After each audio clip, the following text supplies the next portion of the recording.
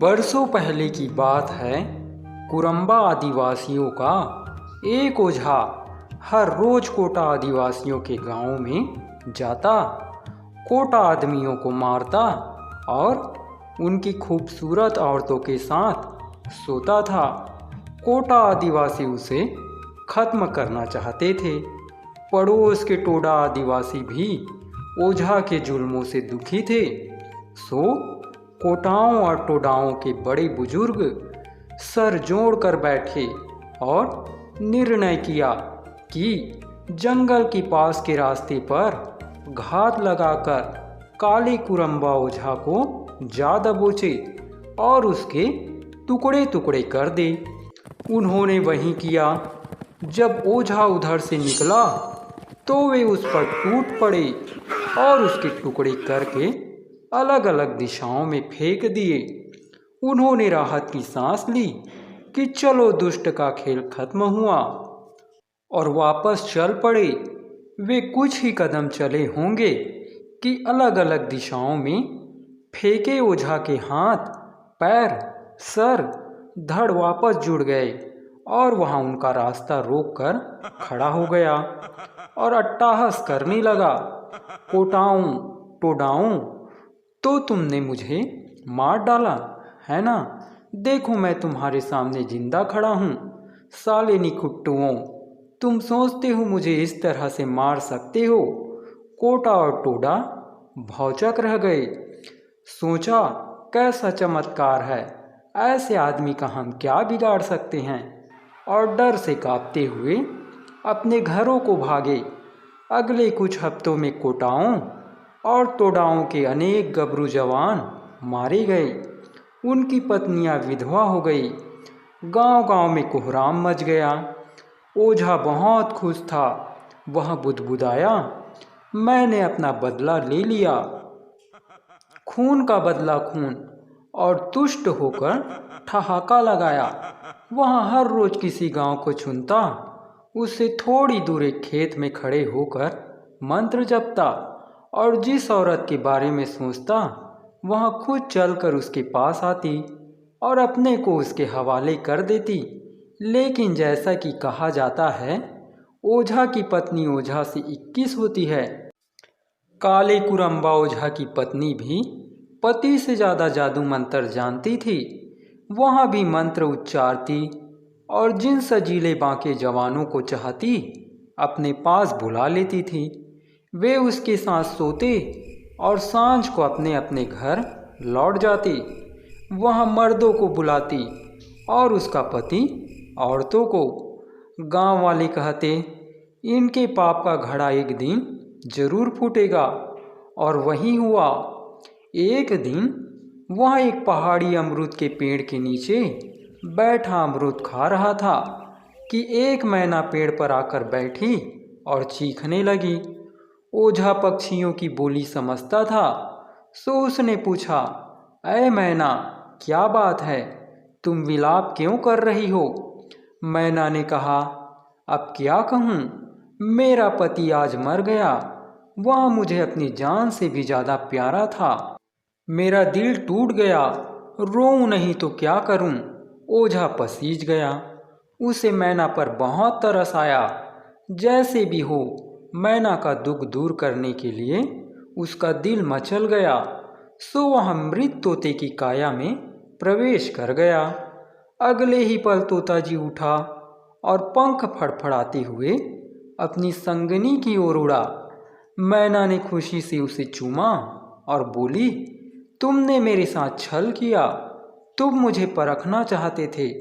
तुमने मरने का स्वांग करके मुझे रुलाया और मेरा रोना देखते रहे, है ना? तुम मर्दों का कोई भरोसा नहीं। तुम्हारा दिल पत्थर का होता है। फिर दोनों एक दूसरे का पीछा करते हुए उड़ गए। अचानक मैना ने पेड़ के नीचे पड़े काले ओझा के मुर्दा शरीर को देखा। उसका मुंह खुला था और हाथ पैर फैले हुए थे। कहने लगी, बेचारा अभी अभी वह मुझसे बातें कर रहा था। मुझे रोते देखकर उसे मुझ पर दया आई। मुझे उसके लिए कुछ करना चाहिए। यह कहकर उसने पेड़ का एक पत्ता चोंच में लिया और भगवान से प्रार्थना की, अगर मैं सच्ची संगनी हूँ तो मुझे एक वरदान दो। जैसे मैं अपने साथी के लिए रोई, वैसे ही इसकी पत्नी भी खून के आंसू रो रही होगी।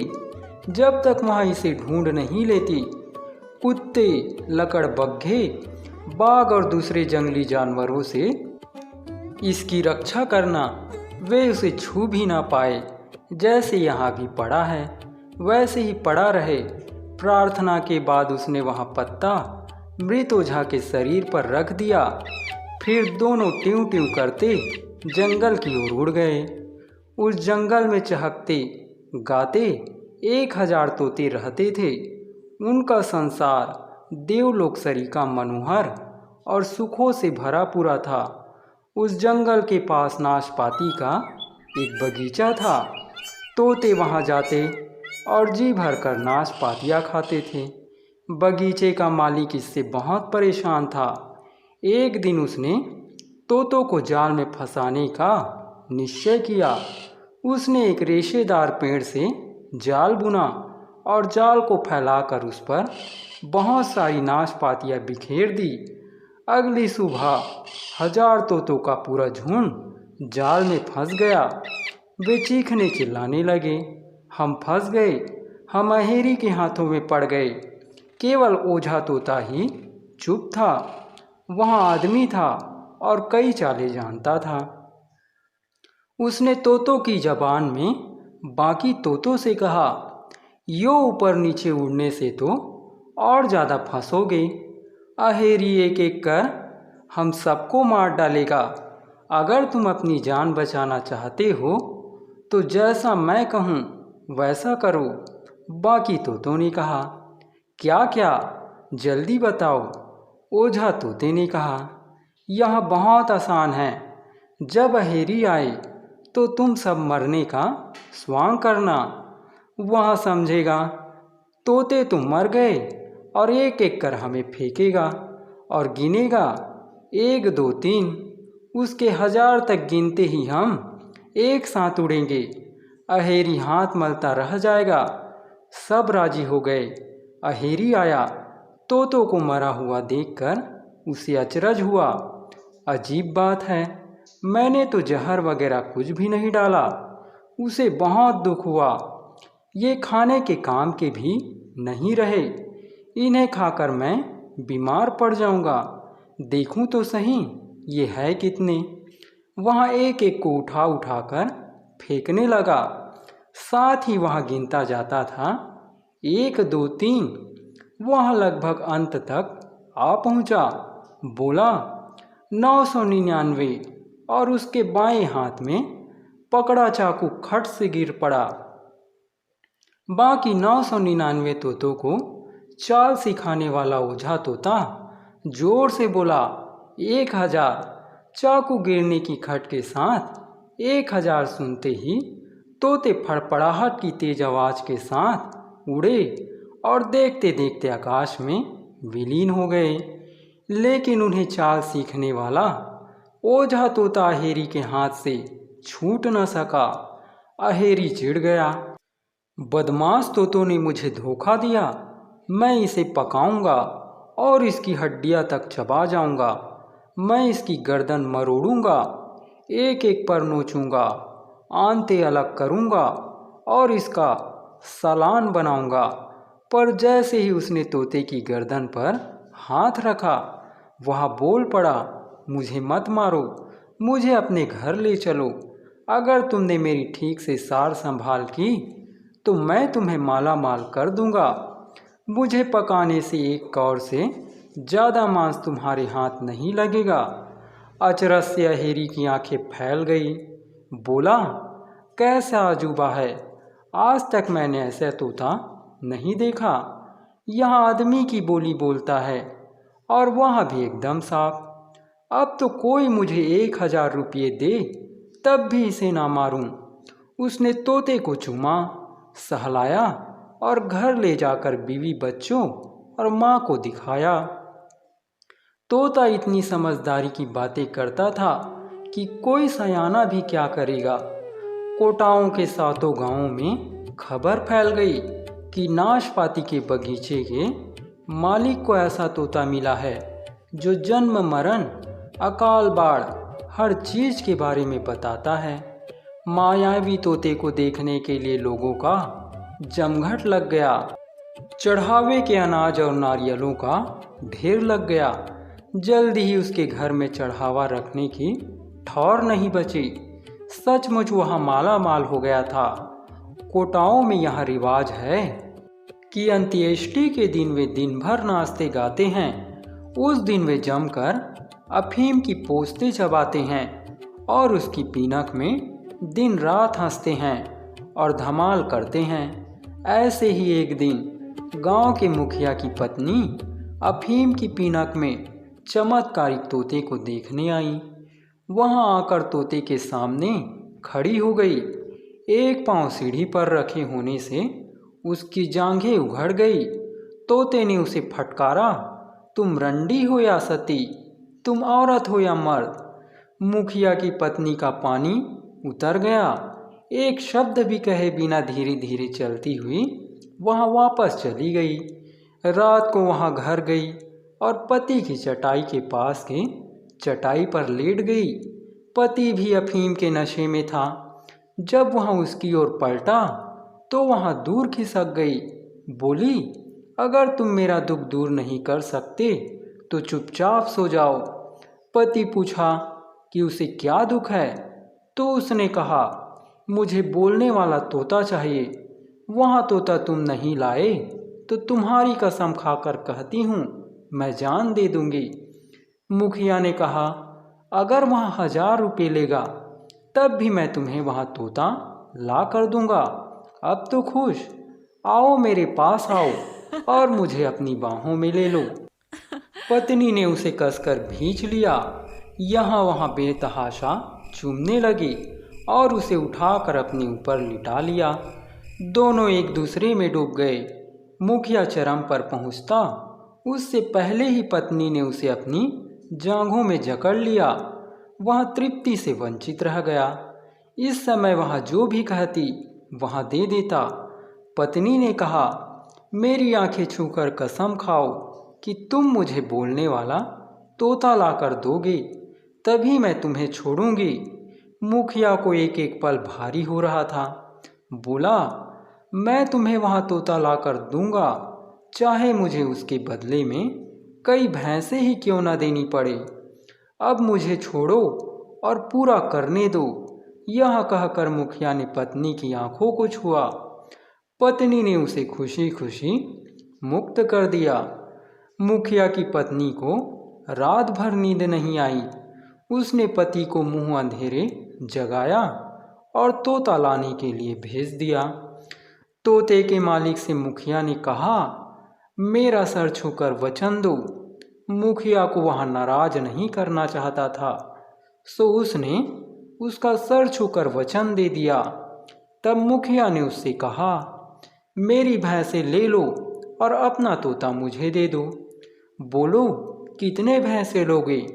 तोते के मालिक ने कहा, मुझे पता नहीं था कि तुम्हारे मन में क्या है। मैं तोता नहीं दूंगा, पर तुमने मेरा सर छूकर वचन दिया है। उनमें तकरार होने लगी। आखिर गांव के बड़ों ने उन्हें बुलाया। मुखिया ने कहा, इसने मेरा सर छूकर वचन दिया और अब मुकर रहा है। तोते के मालिक ने कहा, हाँ, मैंने इसका सर छूकर वचन दिया, पर तब मुझे मालूम नहीं था कि इसके मन में क्या है। बुजुर्गों ने कहा, उससे क्या, सर छूकर वचन दिया है तो उसे पूरा करो। मुंह से दिए वचन की रक्षा के लिए अगर हमें अपनी माँ को भी बेचना पड़े तो पीछे नहीं हटना चाहिए। तोता मुखिया को दे दो। पंचों के फैसलों के आगे अहेरी को झुकना पड़ा। 5 दुधारू भैंसों के बदले उसने तोता मुखिया को देना कबूल कर लिया। अहेरी मुखिया को तोता देने लगा तो तोते ने कहा, स्वामी, वह औरत बेशर्मी से अपनी जांघें दिखा रही थी। इस पर मैंने उसे डांटा, इसलिए वह मुझे हासिल करना चाहती है। वहाँ मुझे मार डालेगी। मुझे अपने से दूर करने से पहले मेरा एक पंख तोड़कर अपनी अंगरखी की जेब में रख लो, तब मैं मरूंगा नहीं। तुम्हारी जेब में मैं फिर से जिंदा हो जाऊंगा। अहेरी ने तोते का एक पंख अपनी जेब में रखा और तोता मुखिया को दे दिया। मुखिया बुद्धिमान तोते को बहुत पसंद करता था। वहाँ उसे घर ले गया और पत्नी से कहा, इसके लिए मैंने 5 दुधारू भैंसें दी है। यह बहुत अक्लमंद तोता है, इसकी अच्छी तरह सार संभाल करना। पत्नी ने कहा, यहाँ कोई कहने की बात है, तुम इसके लिए एक पिंजरा बनवा दो। जो मुखिया ने बनवा दिया। मुखिया की पत्नी ने तोते को पिंजरे में डाला और उसे अपने सामने लटका कर कहा, बेवकूफ़ तोते, तुमने मेरी बेइज्जती की, मुझे फटकारा। मैं रोज़ तुम्हें यहाँ सुई चुभाऊंगी। मुखिया की पत्नी ने उसे पति के सामने दाना चुगाया और उसके साथ अच्छा बर्ताव किया। पर पति के घर से जाते ही वहाँ सिलाई की लंबी सुई उसे चुभाने लगी। बेचारा तोता चीख उठा। शाम को मुखिया घर आया तो तोते ने उससे शिकायत की, बापू, आपकी पत्नी ने मेरी पिछाड़ी में लंबी सुई चुभाई। मुखिया ने पत्नी को बुलाकर पूछा तो उसने कहा, तुम भी इस मूर्ख तोते की बातों में आ गए। तोते ने कहा, परसों यहाँ अफीम के नशे में धुत होकर मेरे पास आई और अपनी जांघें दिखाई, इसलिए मैंने इसे फटकारा, इसलिए यह मेरे साथ ऐसा बर्ताव करती है। मुखिया को बात ठीक से समझ में नहीं आई। उसने पत्नी से कहा, इसे चुग्गा पानी दो और इसकी ठीक से देखभाल करो, और किसी काम से बाहर चला गया। मुखिया की पत्नी ने लंबी सुई तोते की पसलियों में पूरी घोंप दी। तोता तुरंत मर गया। पर अहेरी के जेब में रखे पंख में वहाँ फिर जी उठा। थोड़ी देर बाद पिंजरे में तोते का शरीर गंधाने लगा। पत्नी ने मुखिया को बताया कि तोता मर गया और बदबू दे रहा है। मुखिया ने उसे पिंजरे से निकाला और घूरे पर फेंक आया। सोचने लगा, इस औरत का कहा मानकर मैंने 5 दुधारू भैंसें गंवा दी। उसकी पत्नी ने सोचा, 5 भैंसें गई सो गई, बात नहीं, मैंने निगोड़े से छुट्टी तो पा ली। उधर अहेरी की जेब के पंख ने उससे कहा, बापू, छोटी पहाड़ी पर अमरूद के पेड़ के नीचे एक शव रखा है, उसके चेहरे पर इस पंख को फिराओ, तुम्हें अच्छा तमाशा देखने को मिलेगा। अहेरी ने सोचा कि वहाँ निश्चित ही उसे अजूबा देखने को मिलेगा, पर आज देर हो गई है, सो कल सुबह जाएगा। उस रात कोटाओं के गांव में किसी वृद्ध को एक सपना आया। सपने में किसी ने उससे कहा, पिछले 5-6 महीने हम शांति से रहे, काले कुरम्बा ओझा ने हमें तंग नहीं किया। उसके प्राण एक अहेरी के जेब में रखे पंख में हैं। अहेरी कल मृत ओझा के चेहरे पर पंख फिराएगा, उससे ओझा फिर जिंदा हो जाएगा और हमारे लिए मुसीबतें खड़ी करेगा, जैसे कि पहले करता था। उठो, तुरंत निकल पड़ो और अहेरी की जेब में रखे पंख को गांव के चौक में 10 गट्ठल लकड़ियों के साथ जला दो, नहीं तो हम लोग शांति से नहीं जी सकेंगे। पहले की तरह हमारी जान सांसत में फंसी रहेगी। वृद्ध एकदम उठ बैठा और पत्नी से दिया जलाने को कहा। सपना आने पर दिया जलाकर दूसरों को कहना चाहिए, ऐसी कोटाओं में प्रथा है। वृद्ध ने कुछ आदमियों को बुलवाया और उस अहेरी का पता लगाने को कहा जिसकी जेब में पंख है। वे जानते थे कि वहाँ कौन है। उन्होंने उसे जगाया और उस पहाड़ी पर चलने को कहा जहाँ शव पड़ा था, पर पहले उन्होंने उसे पंख दिखाने के लिए कहा। अहेरी ने उन्हें पंख दिखाया। पंख ने कहा, पहाड़ी पर अमरूद के पेड़ के नीचे एक शव रखा है। मुझे वहाँ ले जाओ और शव के चेहरे पर फिराओ, तुम्हें अच्छा तमाशा देखने को मिलेगा। पंख को बोलते सुनकर उन्होंने कहा, बूढ़े का सपना बिल्कुल सच था। सपने में हमारे देवता ने उससे बात की। देवता ने यहाँ भी कहा था, 10 गट्ठल लकड़ियाँ जुटाओ, उनमें घास फूस रखो और आग लगाकर पंख को जला दो। और उन्होंने ऐसा ही किया। लपटे ऊपर उठे, लकड़ियों के बीच में रखे। पंख ने जलते हुए चित्कार किया, बापू माँ मैं जल रहा हूँ। फिर उसने जलते शव की तरह फुफकार भरी और मर गया। सब आग के चारों ओर नाचने लगे। सुबह वे पहाड़ी पर गए। वहाँ उन्होंने अमरूद की जड़ों के पास ओझा का शव पड़ा देखा। शव बिल्कुल ताज़ा था, मानो वहाँ आज ही मरा हो।